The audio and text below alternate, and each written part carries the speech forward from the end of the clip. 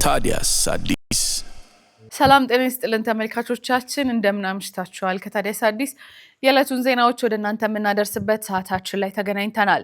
8 ኢትዮጵያውያን 160 ኪሎ ግራም ጫት ወደ ሳውዲ አረቢያ ሊያስገቡ ሲሉ በቁጥጥር ስር ዋሉ። በሳውዲ አረቢያ የጸጥታ አካላት ባካሄዷቸው የፍተሻና የቁጥጥር ስራዎች የድንበር ሕግን የተላለፉ 8 ኢትዮጵያውያን በቁጥጥር ስር መዋላቸው ተገልጿል። በጃዛን ክልል አልዳየር በተባለው ቀጠና የሚንቀሳቀሱት የድንበር ጠባቂ የፓትሮል አባላት 160 ኪሎ ግራም ጫት ይዘው ሲንቀሳቀሱ የነበሩ ኢትዮጵያውያንን በቁጥጥር ስር ማዋላቸውን ነው ያሳወቁት። ታዲያስ አዲስ የሴቶች የንጽህና መጠበቂያ ከቀረጥ ነፃ ወይም በአነስተኛ ታክስ ወደ ሀገር ውስጥ እንዲገባ እየተሰራ እንደሆነ የኢትዮጵያ ሴቶች ፌዴሬሽን አስታወቀ። በኢትዮጵያ እየተባባሰ የመጣውን የሴቶች የንጽህና መጠበቂያ ወይም ደግሞ የሞዴስ የዋጋ ንረትን ለማቃለል ከውጭ ከሚገቡ ምርቶች ዋጋ ከቀረጥ ነፃ እንዲገባ እንዲሁም በሀገር ውስጥ ለማምረት የሚያስፈልገው ጥሬ ዕቃ ቀረጥ እንዳይከፈልበት ለማድረግ እየተሰራ መሆኑ ተገልጿል። እንዲሁም በገጠር ለሚኖሩ ሴቶችና አቅመ ደካማ ተማሪዎች ተደራሽ እንዲሆን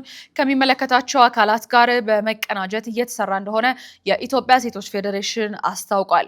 ፌዴሬሽኑ ለጉዳዩ ትኩረት ሰጥቶ እንደሚሰራ ገልጾ ባለሙያዎችን ያካተተ አደረጃጀት በመፍጠር ተሳትፎ እያደረገ መሆኑን አመላክቷል። የፌዴሬሽኑ ዋና ዳይሬክተር የሆኑት ገነት ስዩም እንደገለጹት ተቋማቸው በዋጋ ውድነት ዙሪያ በጋራ ለመስራት ከሴቶችና ማህበራዊ ጉዳይ ሚኒስቴር ጋር ስምምነት መፈራረሙን አመላክተዋል።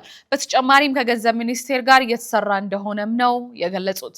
በሚካሄዱ ሀገራዊ መድረኮች ላይም ችግሩን በማንሳት ሰፊ ውይይት እንዲካሄድበት ጥረት እየተደረገ መሆኑን ዋና ዳይሬክተሯ ተናግረዋል። በቀጣይ የምርት ጥራቱን ለማስጠበቅና የዋጋ ውድነቱን ለመቀነስ ሴቶች ሀገር ውስጥ በሚመረቱ ምርቶች በቀላሉ ተጠቃሚ የሚሆንበትን ምቹ ሁኔታ ለመፍጠር እንደሚሰሩ ተገልጿል። ከውጭ የሚገባውን ቢሆን በዝቅተኛ ታክስ የሚገባበትን ሁኔታ ለማመቻቸት ከሚመለከታቸው ተቋማት ጋር በጋራ እንደሚሰራ ተመላክቷል።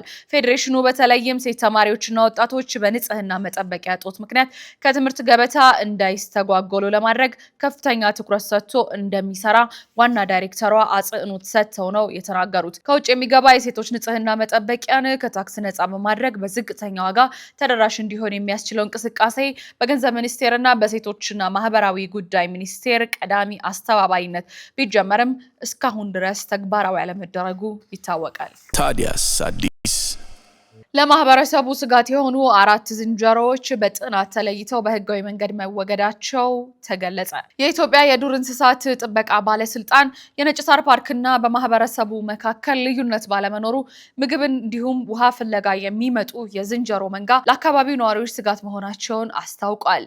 በመኖሪያ ቤቶች ጣሪያ ላይ ወጥቶ በመጮህና ሴቶችንና ህጻናትን እንዲሁም የቤት እንስሳት ስጋት ውስጥ እንዲገቡ ማድረጋቸውን አመላክተው ዝንጀሮዎቹ በመኖሪያ ቤት መስኮት እንደሚገቡ አንስተዋል።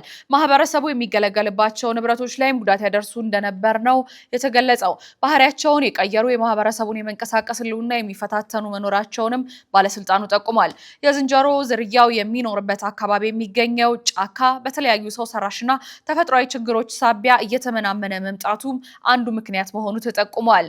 በመሆኑም ስጋት ናቸው የተባሉ 4 ዝንጀሮዎች በጥናት ተለይተው በህጋዊ መንገድ መወገዳቸው ነው የተገለጸው። ባለስልጣን መስሪያ ቤቱ የህዝቡን ደህንነት በማስቀደም እዚህ ላይ ትኩረት አድርጎ እየሰራ በመሆኑ አሁን ላይ ለውጥ መኖሩ ተገልጿል። ታዲያስ አዲስ የአሜሪካው ፕሬዝዳንት በኢራን ላይ የሚፈጸሙ ጥቃቶችን ማስቆማቸው ተገለጸ። የአሜሪካው ፕሬዝዳንት ዶናልድ ትራምፕ በኢራን ላይ የሚፈጸሙ ጥቃቶችን ለዲፕሎማሲያዊ እድል ለመስጠት በሚል ማስቆማቸው ተገልጿል። በተባበሩት መንግስታት ድርጅት የአሜሪካ አምባሳደር የሆኑት ማርክ ዋልዝ ፕሬዝዳንቱ ለድርድር እድል ለመስጠት በሚል ጥቃቶችን ማስቆማቸውን ነው የገለጹት። አምባሳደሩ በአሜሪካና ኢራን መካከል እየተደረገ ስላለው ድርድር ዝርዝር ነገር ከመናገር ተቆጥበዋል። በኢራን በኩል ከኦማን ጋር በተደረገ ምክክር ለዲፕሎማሲ የተሻሉ እድሎች መኖራቸው ተጠቁሟል። አሜሪካ ከ13 ቀናት በኋላ በኢራን ላይ የፈጸመቻቸውን ጥቃቶች ስታቆም፣ በቴህራን በኩልም በሳምንቱ የመጨረሻ ቀናት ላይ በገልፍ ሀገራት ላይ የተፈጸመ ጥቃት ስለመኖሩ የተመላከተ ነገር የለም። ተመልካቾቻችን የተከታተላችሁት የታዲያስ አዲስ የዕለቱን የተመረጡ ዜናዎች ነበረ። ይህንን የመሰሉ ወቅታዊ መረጃዎች በስፋት ደርሳችሁ ገጻችንን መጎብኘትና ፎሎ ማድረግ አትዘንጉ። ታዲያስ አዲስ